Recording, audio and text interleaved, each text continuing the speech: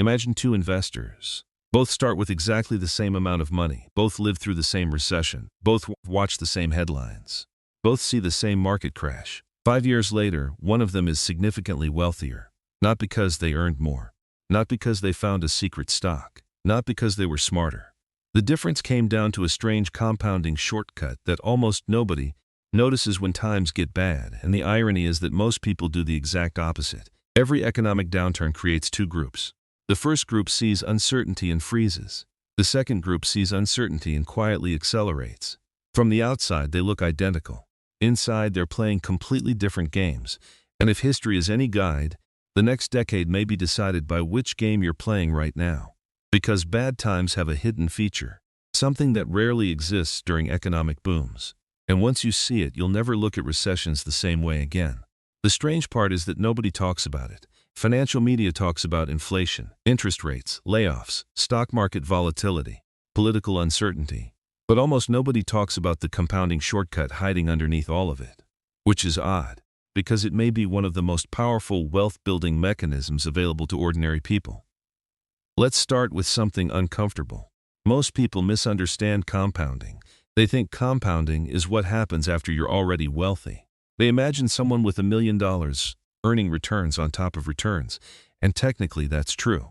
But that's not where the biggest advantage comes from.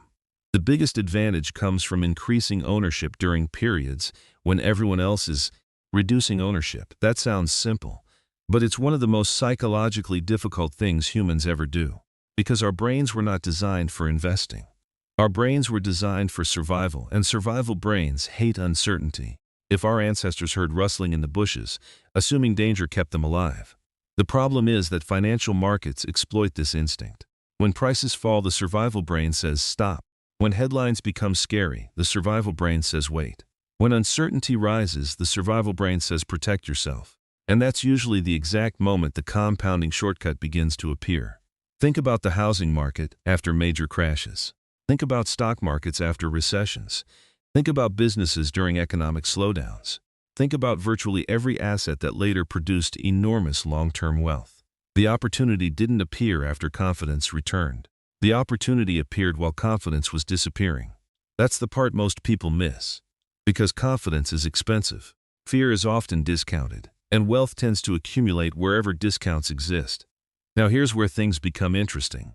Imagine a company worth $100. You own one share. Suddenly a recession arrives. Investors panic.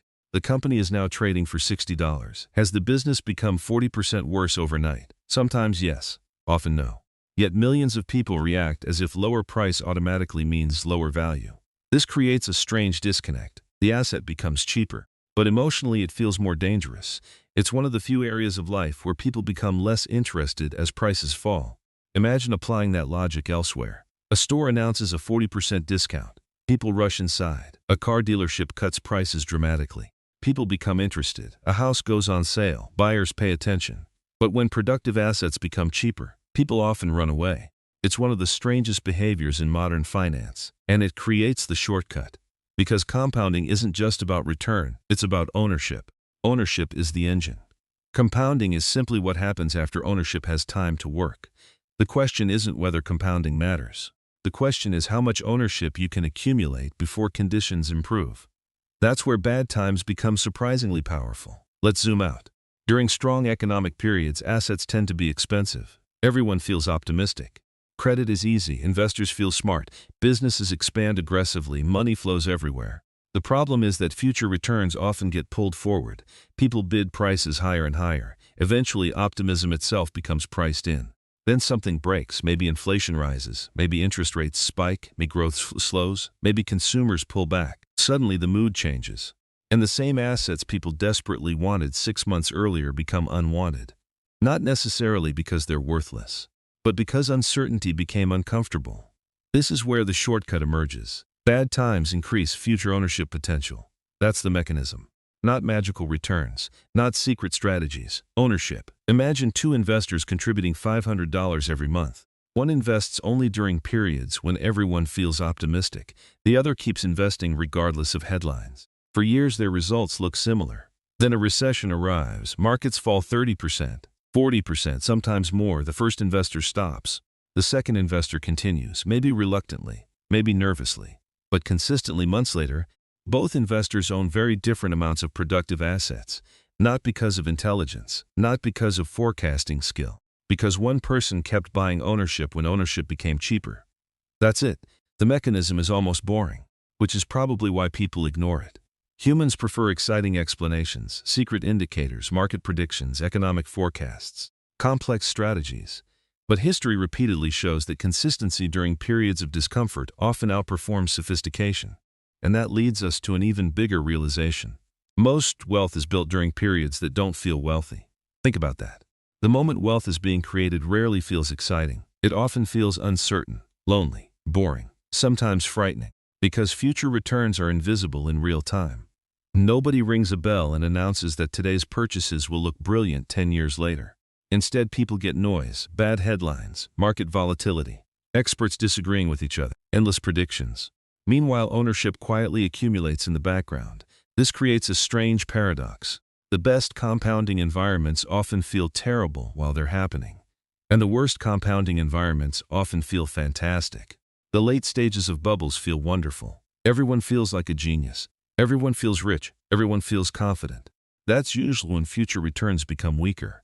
Meanwhile, periods of fear feel awful, yet those periods frequently plant the seeds of future wealth. The emotional experience and the financial reality often move in opposite directions. That's why the shortcut remains hidden. Most people judge opportunities by how they feel, not by what they are. Now let's talk about another factor that rarely gets discussed: time. People often assume compounding is mainly about percentage returns, but time is the real monster. A small advantage repeated over decades becomes enormous.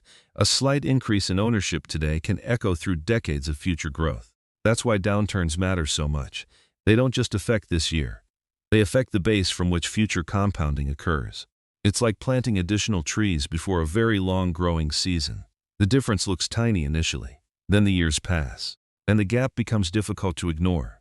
This is why many of the world's most successful investors developed a strange relationship with bad news. Not because they enjoy suffering, not because recessions are harmless. They aren't. Layoffs are real. Businesses fail. Families struggle. Economic pain has consequences. But experienced investors understand something else. The environment that creates fear often creates future opportunity. Those two things frequently arrive together. And separating them requires emotional discipline. That's much harder than it sounds. Because modern media monetizes attention. Attention often follows fear. Fear generates clicks. Clicks generate revenue, which means every downturn creates an avalanche of reasons to stop thinking long term. Every day there's a new warning, a new crisis, a new prediction, a new reason to believe this time is different. Sometimes it is different, but human psychology rarely changes. The cycle repeats. Optimism, excess, correction, fear, recovery, optimism again. The names change, the headlines change, the technology changes. Human behavior remains remarkably consistent, and that consistency is exactly why the shortcut continues to work. Because if everyone behaved rationally, the opportunity would disappear. The discount exists because people are emotional. The advantage exists because uncertainty feels uncomfortable. Which brings us to the final uncomfortable truth. The compounding shortcut isn't really financial. It's psychological. The math is easy. The emotions are difficult. Most people know they should think long term. Most people understand buying productive assets. Most people understand the concept of ownership. The challenge arrives when headlines become frightening, when portfolios shrink, when friends become pessimistic, when uncertainty dominates conversations. That's when theory collides with reality. And that's when wealth trajectories quietly diverge. One person sees lower prices and sees danger. Another sees lower prices and sees future ownership. The same event, two interpretations, two outcomes. Years later, it appears as though one person discovered a secret. In reality, they simply responded differently to discomfort. And that's what makes bad times so strange. They punish confidence in the short term, but they often reward patience in the long term. Not always. Not perfectly. Not immediately. But often enough that history keeps repeating the lesson. The lesson isn't that recessions are good. The lesson isn't that risk disappears. The lesson is that periods of fear can dramatically change the mathematics of future compounding. If you're willing to keep accumulating ownership while others are reducing it. Which leaves us with a question that's surprisingly difficult to answer. When the next wave of uncertainty arrives, and eventually it will it look like a threat? Or will it look like discounted ownership disguised as bad news? Because the answer to that question may determine whether the next decade becomes a period of stagnation, or the period when compounding quietly does its most important work. Thank you for watching.